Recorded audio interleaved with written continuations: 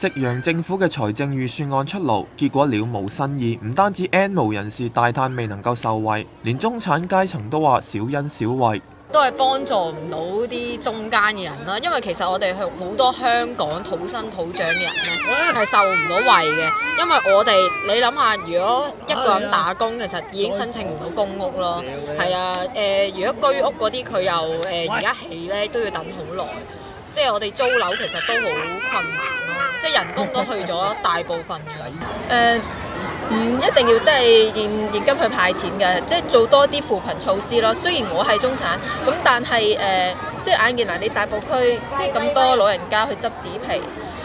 過年嘅時候有咁多人去即係喺街度乞錢，我覺得政府要睇到呢一啲咯，呢一方面咯，即係中產我當然係想你哋幫到，咁但係個基層個比我哋更加需要政府去幫咯，我覺得。但係如果有啲真係好基層，譬如你例如有啲佢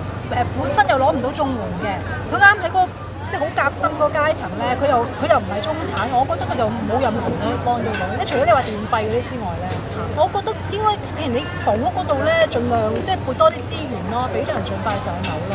嚇。譬如你醫療嗰方面都要，即係唔好似上次咁淨係派錢咯。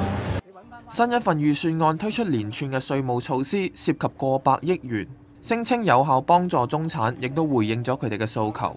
ONTV 東方電視新聞台報導。